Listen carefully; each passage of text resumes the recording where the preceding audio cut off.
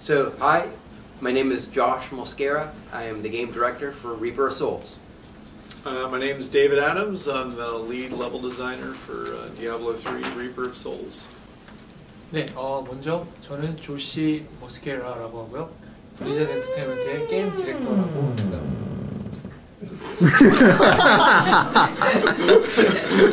Stay calm. So there has been a lot of presentations about the Revoked Souls. For example, we had BlizzCon and G-Star and a lot of press events. But there is something that they feel that is missing and is hidden. So they want to know if there's something that is not revealed yet. Please introduce that to the audience.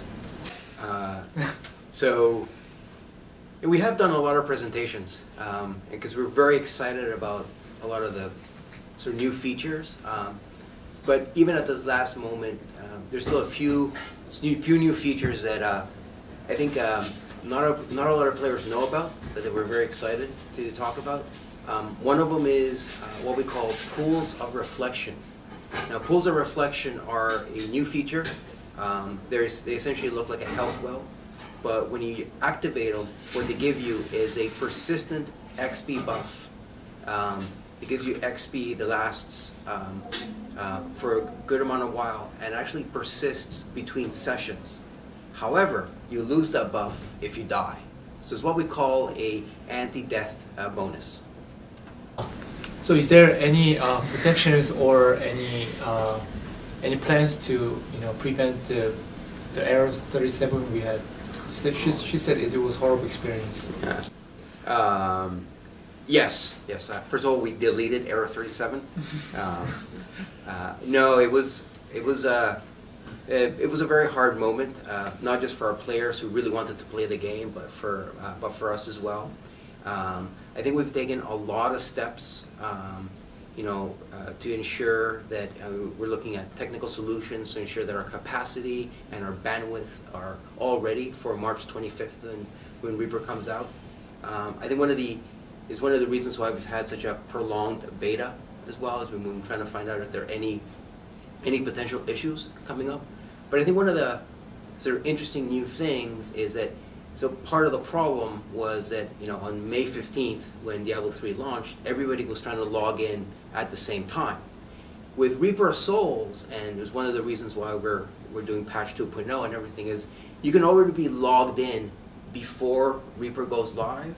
And the moment Reaper goes live, you'll be in game already, and you'll be able to press play and go right into Act 5. So we definitely are trying to take all the steps we can to avoid repeating the past, and we want Reaper's launch to be as smooth as we can make it.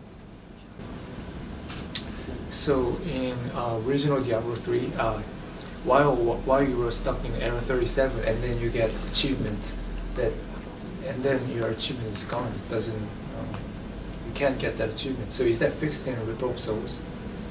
We definitely looked at all the problems and all the issues that happened around launch. And as I said before, it wasn't a happy time at Blizzard. It wasn't a happy time for many of our players. And again, we've really taken a lot of steps to make sure that everything is ready March 25th. So this afternoon, you guys announced that the pre-orders are actually getting the Wings of Imperius. Yes. So could you tell us more exact details about the way to get that wing? It's for all pre-orders. So Yeah. So if you've already pre-ordered the game, you will be getting the Wings of Valor, and if you pre-order the game at any point, so going forward before ship, you'll be getting the Wings of Valor. So as long as you pre-order, if you've already pre-ordered, or if you're going to pre-order, you will be getting your Wings of Valor. She said she can't really define the difference between the difficulty system, the difference between the previous difficulty system and what we have right now.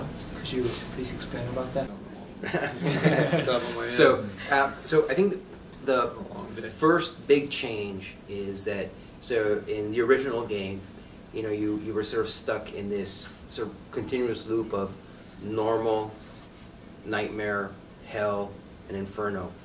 What we wanted to do is sort of give players the freedom to really change the difficulty based on what challenge level they wanted to. So I think one way to think about it is in the original normal, Nightmare, Hell, and Inferno were game modes, whereas now our difficulties are actual challenge levels, right? So as you increase the difficulty, the challenge increases, and also the rewards get better. And this is something you can change. For example, you can change in-game if you want. You can, if you set the game too hard, you can sort of make it easier. But really, we want to give players as many different options to how to play through Diablo 3. Yeah, there's no progression with that challenge level. You can start the game as soon as you get it. You don't have to do normal.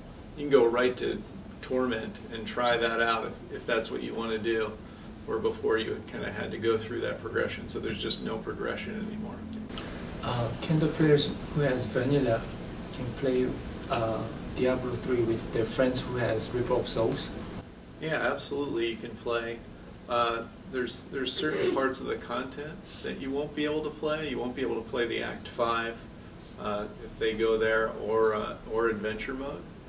But you will get all of the benefits of the patch 2.0. So you'll be able to do that content and have all those benefits with your friends. So she played as a Crusader, and then she felt at first the defense and also the attack were also very strong, and she was very satisfied because it was a hack and slash game. But after a few patches during the beta, she felt the defense is really good, but the attack amount was really low now, so she kind of felt boring while fighting elites. So she wants to know why didn't you do this patch after the release? Why in the beta? Why during the beta test? So the reason we did it during the beta test is because we wanted to get as much feedback as we can, so that we can, make sure that when March 25th comes out and so millions of players are going to come back to play the game, that the Crusader feels as awesome as we can make them feel. I think one of the sort of benefits and also disadvantages of being in the beta is that you get to see the way we swing from, super overpowered and it feels really awesome, and then we sort of go to this extreme, and then we sort of end up in the middle. And it's one of the reasons why we have a staggered sort of beta waves, is because we want to see that every time we go from here to here, we want to get new feedback, fresh feedback, and says like, does this feel awesome? Because obviously if you're used to this is not going to feel awesome, right? Because you were used to this, right? But again, we really want to make sure that, come March 25th, that the Crusader feels, not just the Crusader, all the classes, all the game feels solid. Yeah, and that the Crusader too has to be balanced against the other characters as well. So you don't want to go into this and we do this release, and then there's the one character that's like so much more awesome. Just, we want everybody to play the Crusader, obviously, but we want all the other characters to feel just as powerful still. So, in order to get Hellfire Ring in this patch, you have to fight a Diablo, right? Right. So, did you actually kind of got that concept from Diablo 2? And that was the first question. And second question is, have you any episodes or any memories about killing over Diablo and while playing Diablo 2, and also Ring of Jordan that was really popular? Is there any episodes or memories you have about that in Diablo 2? Well, yeah. So, what was the first question? The Hellfire Ring and Overdrive. Yes, was it related totally. to that? Yes, it was. It's something that we wanted to do for the original, and we thought it'd be something very cool to add for Reaper. So Reaper Souls is definitely inspired by Diablo 2. Now, for the second question, if you have any stories or episodes about Uber fighting Uber Diablo in Diablo 2 and even Diablo 3, I wouldn't call them episodes, more like nightmares. And definitely, I got some of those flashbacks while we were testing and balancing the Uber fight. And Andrew Chambers and Matthew Berger, who were the two designers working on it, yeah, they gave me nightmares. They sort of reminded me when I was back playing D2 and just clicking away and getting so close and then dying. Yeah, it's fun. Hard. So you play with Andrew and Matthew? Yeah. And Diablo3, right? Yeah, Diablo 3. Yeah, while testing. Yeah. So if you buy a collector's edition, they said you will get 3 card packs or cards, three Hearthstone cards or packs. So is there any details you know about this feature or contents? They're not even sure if it's a packs or cards. We hadn't heard anything about you getting cards or anything, or card pack for the collector's edition. It's a fun rumor. Yeah, I don't know if No. somebody from PR knows anything different, but So a lot of people are still talking about the Diablo PvP system and the ladder system. So how is the progression going, and anything you want to say about how it's going? well, I don't think we have anything really to talk about that's advanced anything with PvP. We would love to have PvP in the game. I mean, we talk about it on the team. We know the community is very passionate about having PvP. Right now, I mean, it's really trying to figure out the best gameplay for that system to work in Diablo, and we really haven't come up with that formula yet. So I think right now we're just really focused, on Reaper. There were a lot of changes that have happened in the game since launch and through this expansion. So I think all that stuff that's gone on, like Loot 2.0 and everything that's gone on and the new content that we've made, has kept us busy during that time. So much so that we really haven't had a lot of time to put into any of that. But it's something that we discuss. We totally understand that people want it. Our team wants it. It's just something that we really need to figure out. We're just, it's gonna take time, and we just haven't had that so far. I think when it comes time to, if it comes time to making any announcement, we're gonna have a really big party. Yeah, it won't just be Everybody like, was yeah, so happy.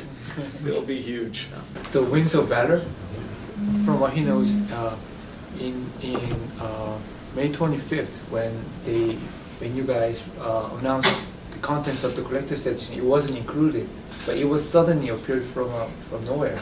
And he wants to know if it's a surprise thing that you guys wanted to give up, or one of the feedbacks from the community actually moved your hearts, so you guys decided to put it in. Or is that planned, or is that a surprise? I don't know. I know. I'll let that to Josh. Yeah, He worked it's, on that. So.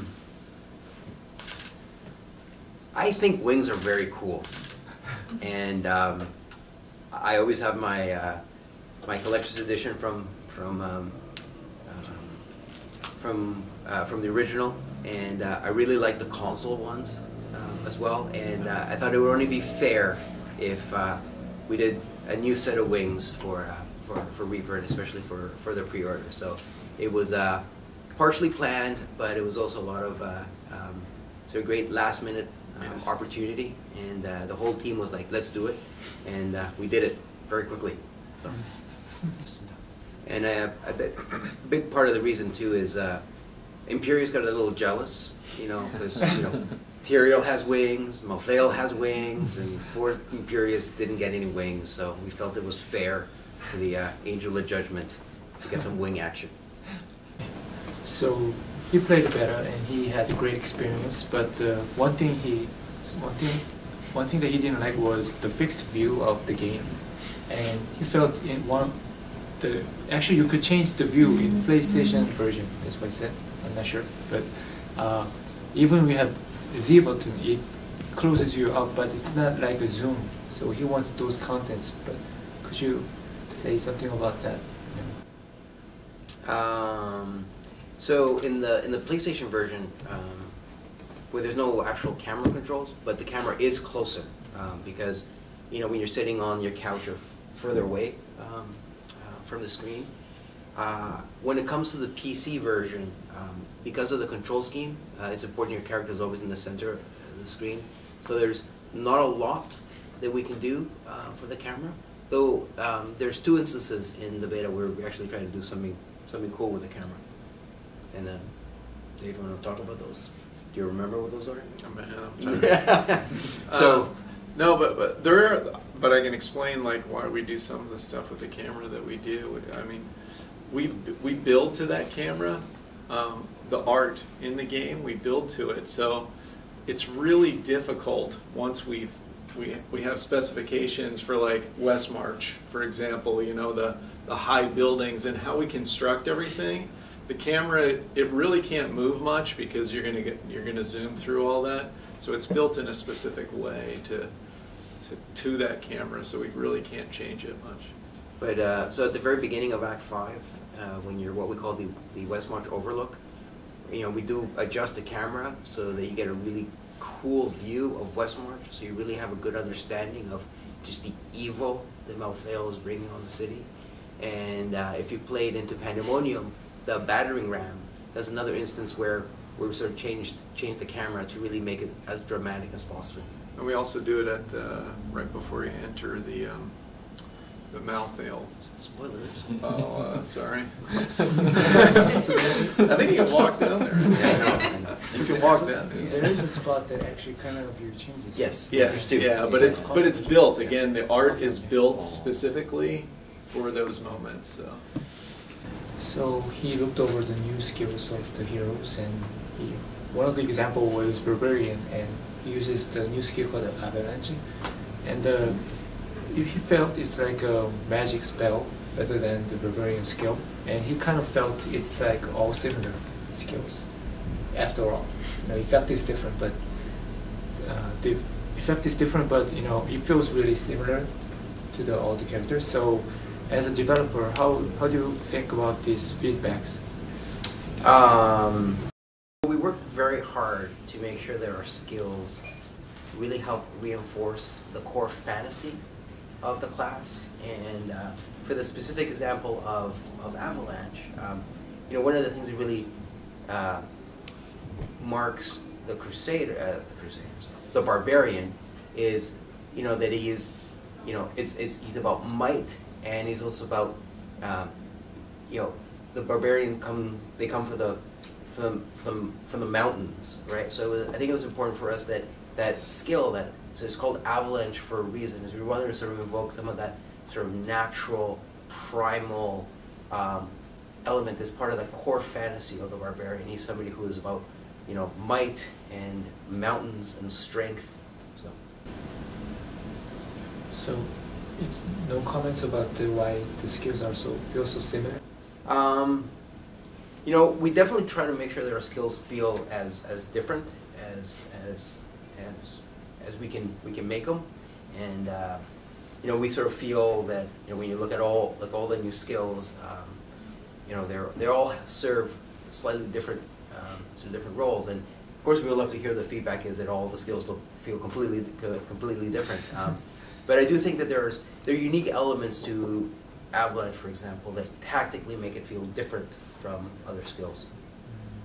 Especially when it comes to the runes. The runes are really where you can really change and tweak and amp a skill. So there's some monitors that has view like this, 21 to the right. Okay. Yeah. Oh. But he knows that Diablo3 doesn't support that, and also how high. There's a lot of high resolution monitors right now. So how much can Diablo3 handle? Good question. I don't have the exact answer, but I know that some of our programmers on our team have crazy setups, and they keep asking both myself and our tech director to be able to support those crazy setups. So I'm sure we can find out the answer for you, but especially the 20 by 9, 21 by 9. Yeah, so there was one programmer who used to come to my desk almost every week asking the same question, and he stopped coming by my desk. So I'm assuming that he stopped coming by my desk because he's happy now. And we've worked on something, but we can get the information. So since two of the most important developer of Team 3 has arrived in Korea, that means the game is almost done. That's his assumption. So he's thinking of the last minute changes and development going on. So how is it happening right now in the Team 3? He's talking to me. Yeah, The most important one. No. I mean, I can cover some of the stuff that's going on right now. Really, just at this point, it's just like last minute little tweaks and stuff. I mean, we are still receiving a lot of feedback from the beta, and we will act on that even after, after we launch. We'll still react to that. But a lot of the stuff for level design, anyway, we're doing a lot of tweaks to monster density throughout the game. Just making sure that feels good throughout, and just a few bugs here and there. But a lot of the time, we've just been playing. We've been having a good time. Just finally getting some time to play the characters a lot, and just take in the game at this point. That's what's really great about this part of the game, where we can come out to these things as a and take some time to talk to you guys, but also, everyone back at the office, like playing the game and just, wrapping up a few things here and there. Go ahead. Yeah, I think that's, obviously we want to make sure that, we finish Reaper and it's really strong and awesome, but at the same time, I think as Dave said, I think it's important for us to, we spend a lot of time working on the game, and we're very excited that in a couple of weeks, not only is patch 2.0 going to go live, but next month, Reaper's coming out. And I think it's important that not only we make sure that the team's working and playing the game, but it's really important to come out and spend some time with you guys and get to talk. And we work very hard, and we work hard because we love the game, but we love the game because it brings us together with our players. And at the end of the day, that's why we put in all the hard work, because we love our players, and getting to talk to you guys is very special. So from original, Diablo was, you guys said, if you try to get the infernal Diablo, it probably take 6 months. Yep. But Yeah. Yep. yeah, but that happened. Yeah. So this time we have Torment level 6, and we have Matthew. How do you think it will take? Any assumption? You can start. Well, so You can start in Torment.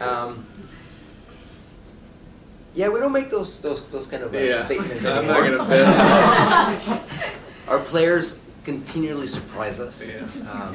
In fact, it was so Wyatt Chang, who's our senior technical designer, who's really, does a lot of the sort of final tweaking. Like he's the one who would tell us, "Oh, it's going to take 6 months," and then when it didn't take 6 months, he wasn't very happy, and he owed us a lot of beer. We put a bet, and I think I won on that one.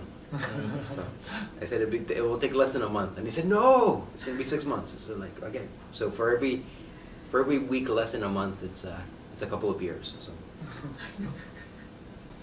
I think we underestimated how important it was for people to do that as quickly as possible. Like, I was amazed, like how fast.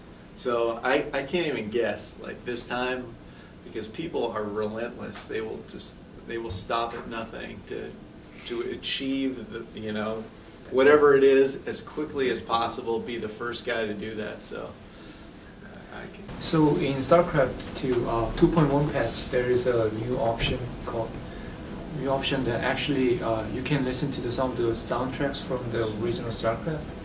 So he thinks it's really cool, and he thinks it might be better if we put the same thing. We have great soundtracks from Diablo 1 and 2 and put it in the Diablo 3, and if you could hear that while we're playing adventure mode. What do you think about that? Oh. Yes. Yeah. I think that is an idea that actually our music director also suggested, and we don't have any announcements right now, but it's definitely I think something that a lot of players would really enjoy. I know I would enjoy it as well. Yeah. So let's see what the future brings.